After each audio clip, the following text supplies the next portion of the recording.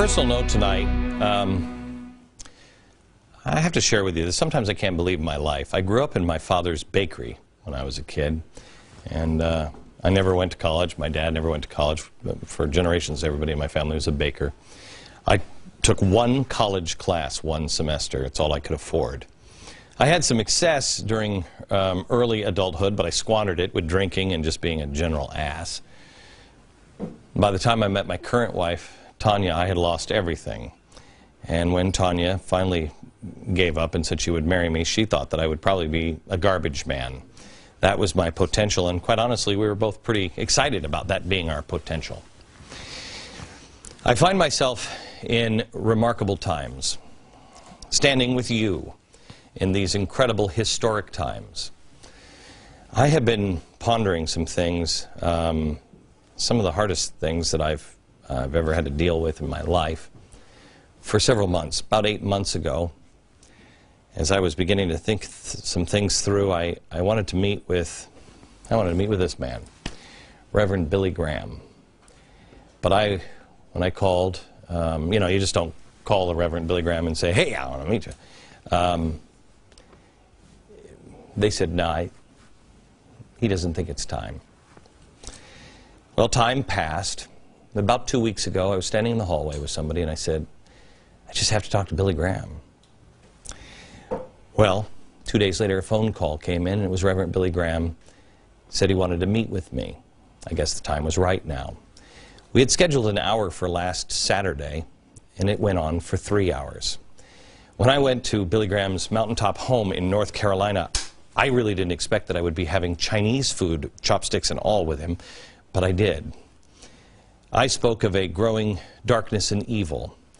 He spoke of a greater growth of light. I remember growing up as a kid, watching him on TV in the summer in my grandparents' house. They'd have his crusade on, and like most kids, I guess, I wasn't really into the message necessarily. But I was struck by the sheer size of it. I've been thinking a lot about those religious Billy Graham crusades. You don't see them on television anymore. I can't even imagine them happening in America like that anymore, let alone being covered by a network or on television. I wanted to say to you, look how far we've come, but it's actually, look how far we have drifted.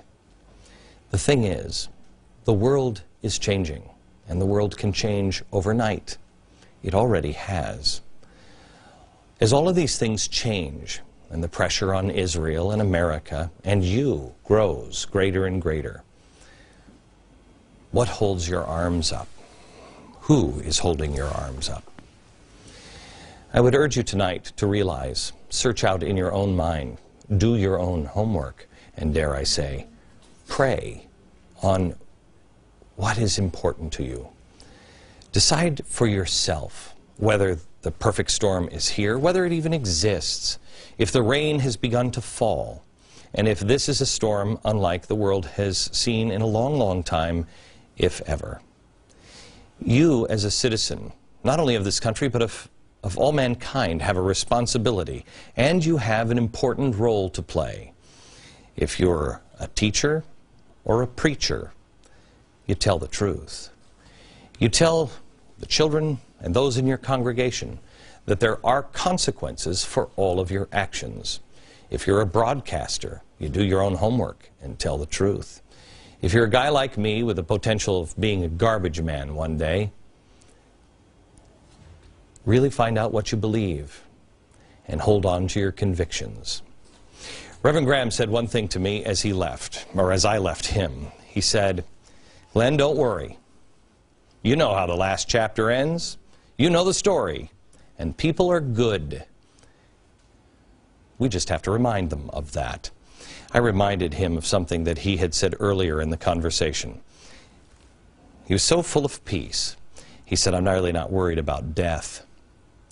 It's just that whole dying thing that has me worried." America, things will be increasingly tough in the coming days, but it will be okay if we can just be our higher selves and stick together. We have much more on this on Friday. Thank you, Billy Graham, for the inspiration.